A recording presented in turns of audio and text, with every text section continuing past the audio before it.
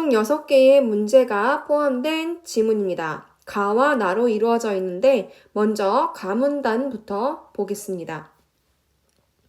표현의 자유는 개인의 인격 발현과 민주주의의 유지 발전을 위해 필수적이다. 뭐가? 표현의 자유가 보장되지 않으면 다양한 사상과 의견이 공론의 장에 진입하지 못한다.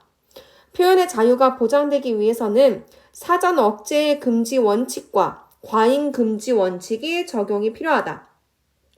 자, 그러면은 당연히 이 두 가지가 어떤 것인지 설명하겠죠. 사전 억제 금지 원칙은 표현하려는 내용을 사전에 심사하여 억제해서는 안 된다는 것이다. 과잉 금지 원칙이란 기본권을 제한하는 법률은 목적의 정당성, 수단의 적절성, 침해의 최소성, 그리고 법익의 균형성을 모두 충족하여야 한다는 것이다. 이들 원칙은 표현의 자유의 본질을 침해하는 것을 막는 데 기여한다. 자, 이들 원칙이 뭐예요? 요 두 가지죠? 이 두 가지의 목적이 뭐냐면 표현의 자유의 본질을 침해하는 것을 막는 데 필요한 것이래요. 자, 그 다음에 이러한 원칙을 반영하여 표현의 자유를 제한하는 방식, 범위, 대상에 의미 있는 변화가 있었다. 우선 표현을 규제하는 방식이 변했다. 자, 표현을 규제하는 방식이 변했는데 헌법재판소는 방송 광고 등 상업적 표현물과 일반 영상물에 대한 사전 심의 제도가 행정기관이 주체가 되어 운영된다는 점에서 우리 헌법이 금지하는 검열에 해당한다고 결정했다. 자, 지금 어떤 게 검열에 해당한다는 거예요? 사전 심의 제도가 검열에 해당한다. 이들 영역의 심의는 법적인 사후심의나 자율적인 사전심의로 대체되었다. 자, 사전심의라는 것은 이제 어떤 방송 광고나 상업적 표현물이 일반인들에게 뿌려지기 전에 사전에 심의하는 건데 이것이 검열에 해당한다고 봤기 때문에 표현을 규제하는 방식이라고 할 수 있겠죠. 자, 그래서 이런 것들은 사후심의나 자율적인 사전심의로 대체되었다는 거죠. 또한 익명 표현의 범위가 확대되었다. 인터넷 게시판에 글을 쓰려는 사람들이 사전에 요구받았던 본인 확인제를 헌법재판소는 위헌으로 결정했다. 왜냐? 본인 확인제 역시 뭐에 해당하기 때문에? 표현의 자유를 해치는 것에 해당하기 때문에 헌법재판소는 인터넷에서 건전한 정보의 유통을 추구하려는 이 제도가 가진 목적의 정당성을 인정하였다. 자, 왜 이게 위헌이라고 표현했냐면 익명으로 하는 것도 역시 인터넷에서 건전한 정보의 유통을 추구한다라고 봤기 때문이죠. 또 본인 확인이 목적 달성에 기여한다는 점에서 수단의 적절성도 인정하였다. 그러나 본인 확인제는 익명 표현의 장점까지 포괄적으로 제한하므로 침해의 최소성은 인정하지 않았다. 자, 지금 본인 확인제가 가진 이러한 장점에도 불구하고 왜 위헌이냐? 침해의 최소성이 있기 때문이죠. 또한 표현의 자유를 제한하여 얻는 이익에 비해 달성되는 공익이 크지 않다는 점에서 법익의 균형성도 인정하지 않았다. 또 일부 대상에 대한 명예훼손 책임이 완화되었다. 명예훼손 책임이 완화된 거. 2002년 대법원은 공적인물, 공적사안의 법리를 도입했다. 공적인물이나 공적사안에 대한 언론 보도와 사적인물이나 사적사안에 대한 언론 보도의 명예훼손 책임을 달리 취급해야 한다는 것이다. 후자의 경우, 후자는 뭐예요? 사적인물이나 사적사안에 대한 명예훼손 책임을 말하는 건데 그 경우 인격권의 보호가 우선할 수 있으나 전자, 즉 공적인물이나 공적사안에 대한 언론 보도를 얘기하는 거죠. 그런 경우 언론 보도의 법적 책임이 완화되어야 한다는 이 법리는 법원의 명예훼손 재판 기준으로 유지되고 있다. 즉 공적인물과 공적사안에 대한 언론 보도는 명예훼손에서 조금 완화되어야 된다라는 거죠. 법원은 공직자나 정치인 등의 도덕성이나 업무 처리에 대한 비판적 보도로 인해 생길 수 있는 언론의 법적 책임을 완화하고 있다. 공론의 장에 나선 공적인물의 명예나 초상권 등의 인격권은 표현의 자유를 위해 한 발 물러서야 한다는 것이다. 자, 그래서 가에서는 지금 표현의 자유를 일단은 설명하고 있고요. 그것을 위해 첫 번째로 사전 억제 금지 원칙, 그 다음에 과잉 금지 원칙, 이것을 설명을 했고, 그 다음에 이것이 어떤 방식으로 적용되는지를 봤어요. 그래서 헌법재판소가 이제 위헌이라고 판결 내린 사례들, 그리고 본인 확인제, 그리고 마지막으로 명예훼손의 범위까지 다뤄봤습니다. 자, 이어서 나도 볼 텐데요. 1문단, 디지털 공간에서는 개인의 인격권을 침해하는 정보가 쉽게 확산된다.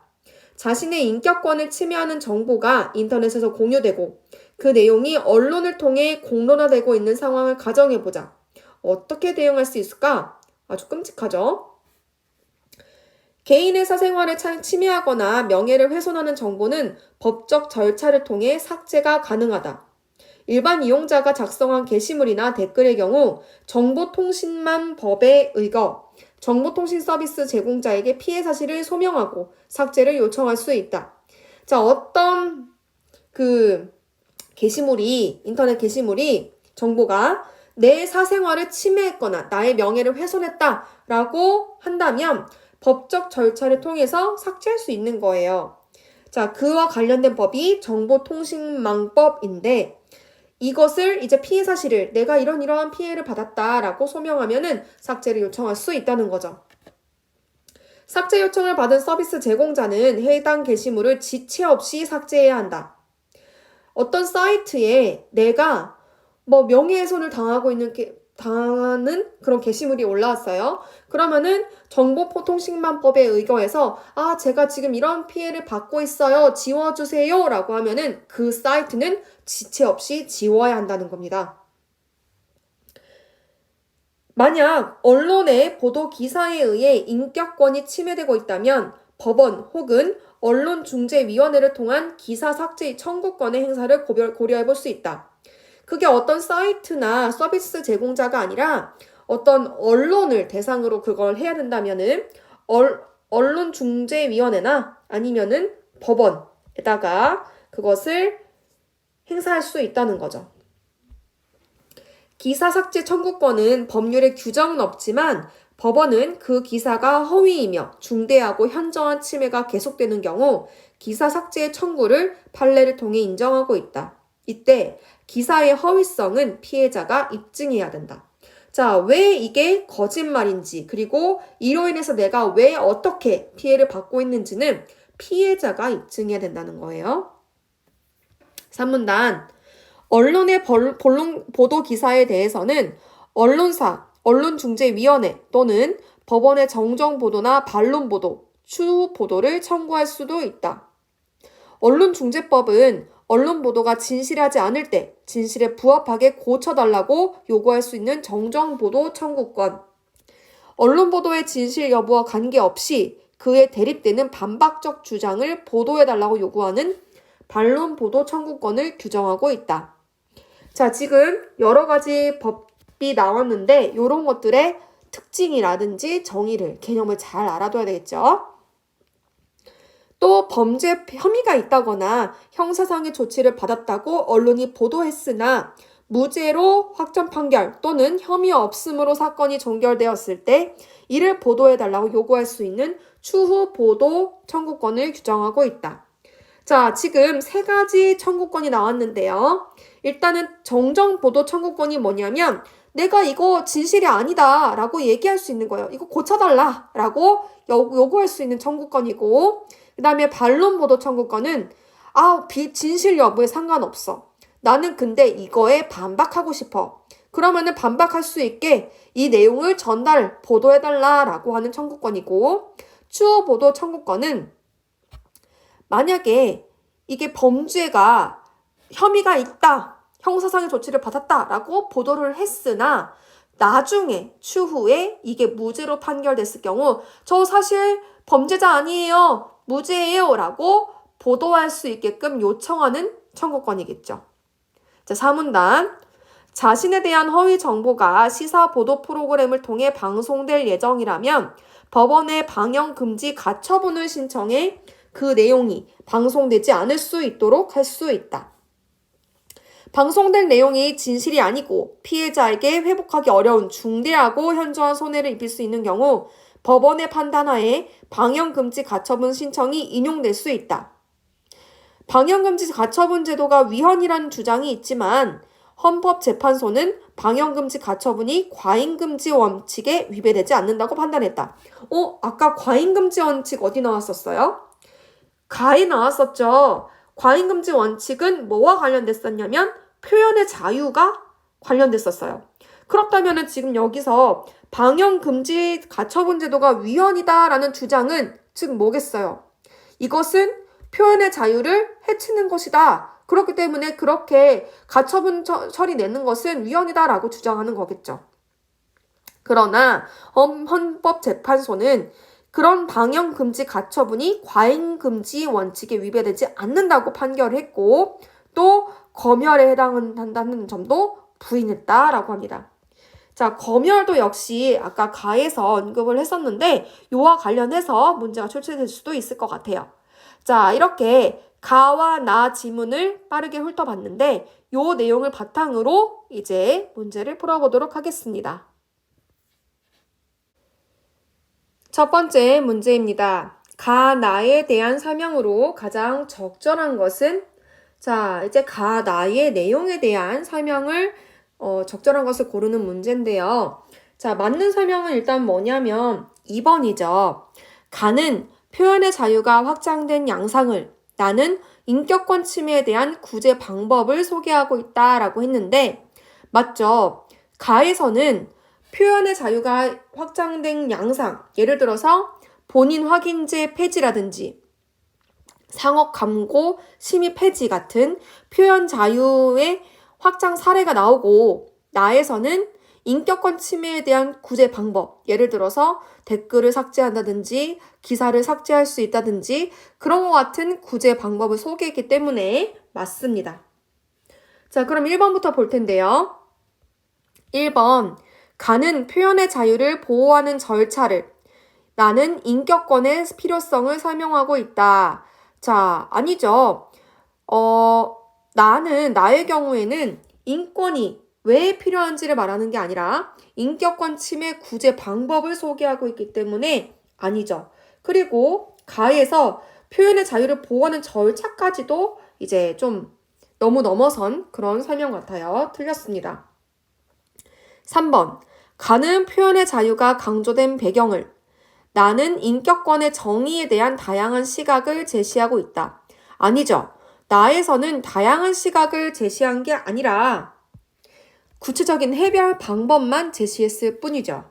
틀렸습니다. 4번.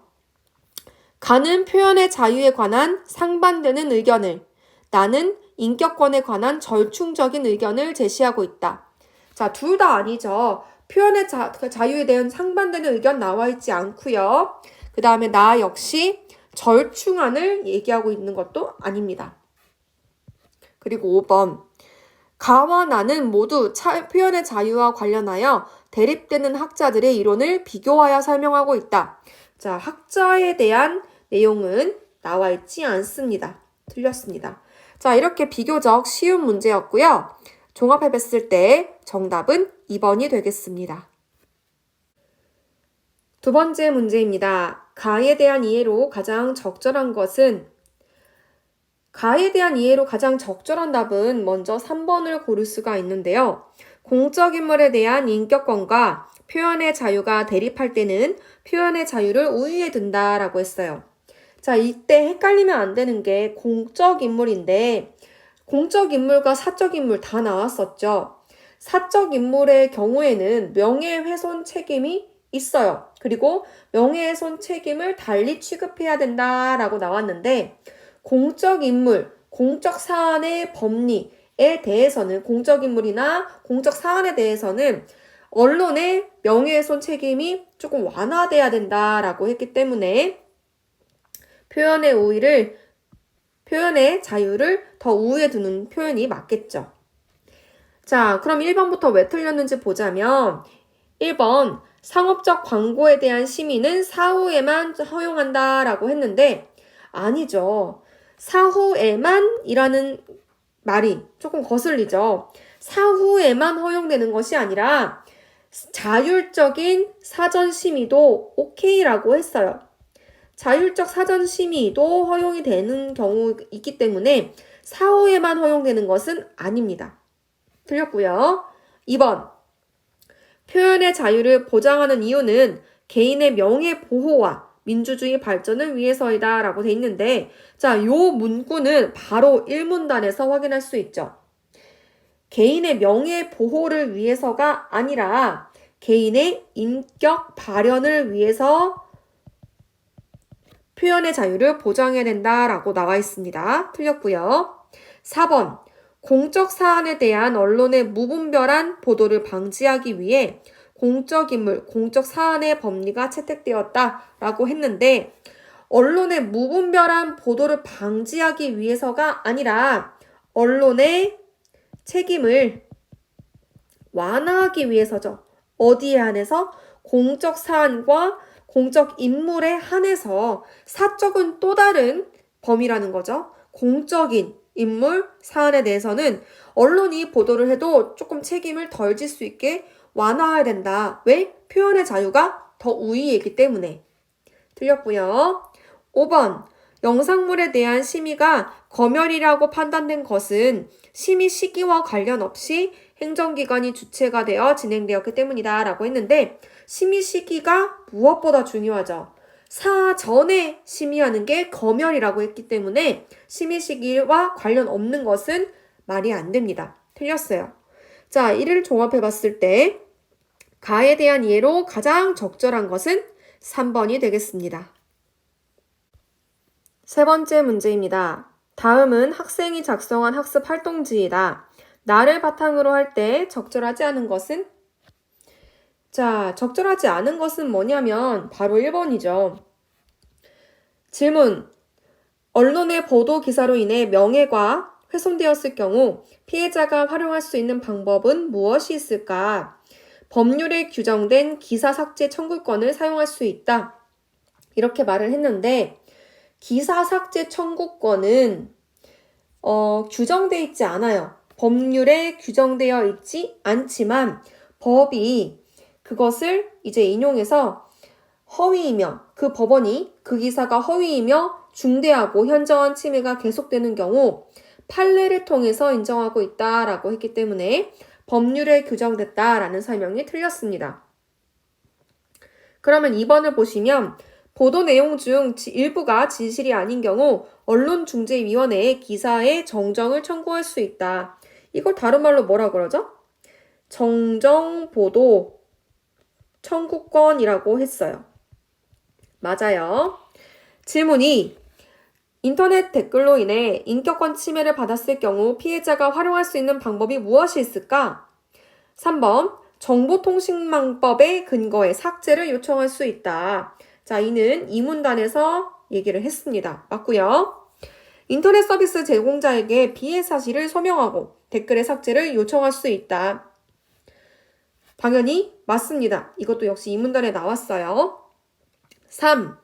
질문 3. 보도기사의 허위성이 문제가 될 경우 입증 책임은 누구에게 있을까? 5번. 기사의 허위성 여부는 피해자가 입증해야 된다. 자, 이것도 역시 이 문단에 나와 있는 내용이기 때문에 쉽게 확인할 수 있었습니다. 자, 이를 종합해 봤을 때 정답은 1번이 되겠네요. 네 번째 문제입니다. 기억을 바탕으로 니은을 비판한 내용으로 적절하지 않은 것은? 자, 기억은 뭐였냐면 가에서 사전 억제의 금지 원칙과 과잉 금지 원칙의 적용이 필요하다라는 거였고 니은은 나에서 방영 금지 가처분 제도가 위헌이라는 주장이라고 되어 있습니다. 일단 사전 억제 금지 원칙, 기억에서 말한 사전 억제 금지 원칙이 뭐였냐면 표현의 자유를 보호하기 위해서 국가 권력이 사전의 표현을 억제하는 것을 금지해야 된다라는 거죠. 즉 기억은 표현의 자유가 우위에 있다라는 내용이고요. 니은에서 말하는 방영금지 가처분 제도는 방송이 인격권을 명백하게 침해할 우려가 있을 때 예외적으로 사전적으로 방송을 금지한다라는 거예요. 헌재 얘기를 했는데 헌법재판소는 표현의 자유를 과도하게 침해하지 않는다면 이걸 합헌으로 인정을 했어요. 그쵸? 자, 그래서 지금 기역과 니은은 표현의 자유가 우위냐? 아니다. 그걸 사전에도 막을 수 있다. 요거 가지고 지금 대립적인 입장이 있는데 바탕으로 했을 때 적절하지 않은 것이 몇 번이냐면 5번이 되겠죠.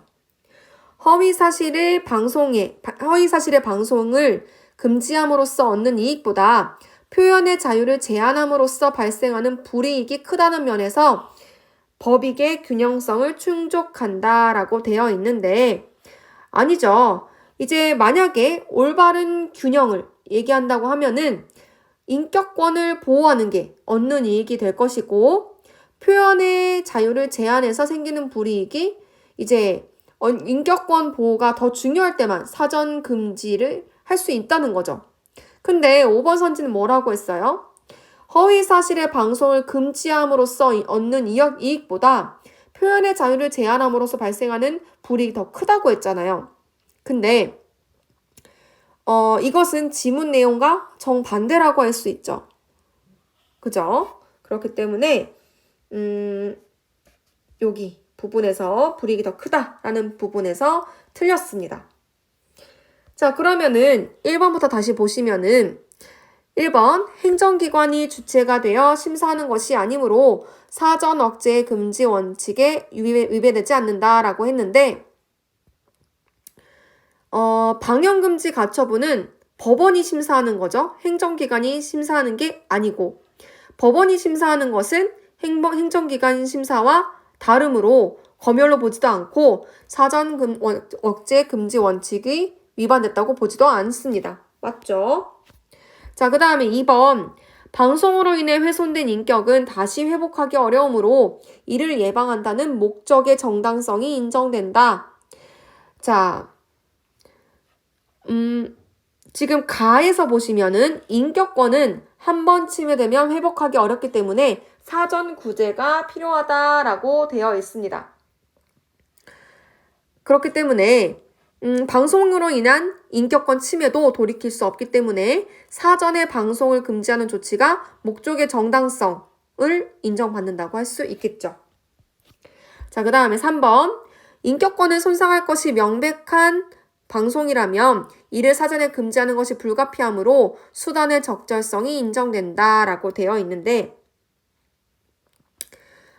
가지문에 명백히 인격권을 침해할 것으로 예상될 때 방영금지 가처분을 허용할 수 있다라고 되어 있어요. 즉, 인격권 침해가 확실히 예상되는 경우에는 방송을 막는 조치가 수단으로서 적절하다고 보는 겁니다. 맞죠? 4번. 현저하게 피해가 예상되는 경우에만 제한적으로 허용된다는 점에서 침해의 최소성이 인정된다. 자, 가지문에 뭐라고 되어 있냐면 방영금지 가처분은 현저한 손해가 예상되는 경우에 한정하여 허용된다라고 되어 있어요. 즉, 모든 방송을 막는 게 아니라 정말 인격권 침해가 명백하고 큰 손해가 예상될 때만 제한적으로 막습니다. 이거는 당연히 침해 최소성 원칙에 부합한다고 할 수 있겠죠. 맞습니다. 따라서 기역을 바탕으로 했을 때 니은을 비판한 내용으로 적절하지 않은 것은 5번이 되겠습니다. 5번째 문제입니다. A에서 E의 문맥상 의미를 파악한 것으로 적절하지 않은 것은 자, 어휘 문제인데요. A, B, C, D, E. A는 소명하다. 그 다음에 B는 지체 없이. C는 현저한. D는 인용될. E는 부인했다. 여기에 각각 밑줄이 쳐져 있는데요. 다 맞습니다. 맞지만 하나가 틀리죠. 그게 뭐냐면 2번이죠. 2번에 지체 없이 라는 것은 지금 문맥상 봤을 때 삭제 요청을 받은 서비스 제공자는 해당 게시물을 지체 없이 삭제해야 한다라고 했는데 이때 지체 없이라는 것은 빠르게 착오 없이가 아니라 지체 없이 빨리 삭제해야 된다라는 뜻이기 때문에 이 착오가 없이라는 뜻이 아니에요. 착오가 없다라는 것은 이제 틀림이 없이, 오류가 없이 이런 뜻인데 지체가 없다는 것은 그런 오류가 없다는 뜻이 아니라 빠르게, 뭔가 민기적 거리는 게 없이 빠르게 라는 뜻이기 때문에 문맥상 의미가 거리가 멀겠죠.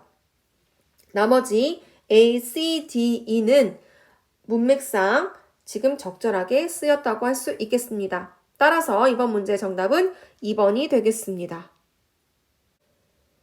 6번째 문제입니다. 가와 나를 참고하여 보기를 이해한 내용으로 적절하지 않은 것은, 자, 보기부터 보시면 이제 갑 신문사는 공적 인물인 A는 공적 인물이에요. 이거 되게 중요한 단서죠. 공적이냐 사적이냐에 따라서 다르잖아요. 공적 인물인 A가 불법 거래로 부당한 이익을 얻은 의혹이 있다는 기사를 내보냈다. 일반인 B는 일반인인가 보다. 공인이 아니고 일반인 B는 포털 게시판에 보도된 의혹 외에 A가 추가로 부당이익을 얻은 적이 있다는 글을 익명으로 올렸다. 사건이 커지자 을 방송사는 A의 부당이익 수치에 대한 의혹을 다룬 시사 보도 프로그램을 일주일 후 방영하겠다고 방송에서 예고했다.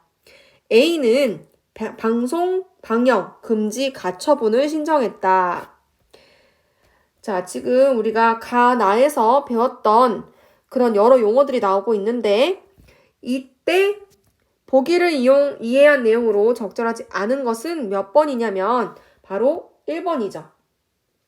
1번.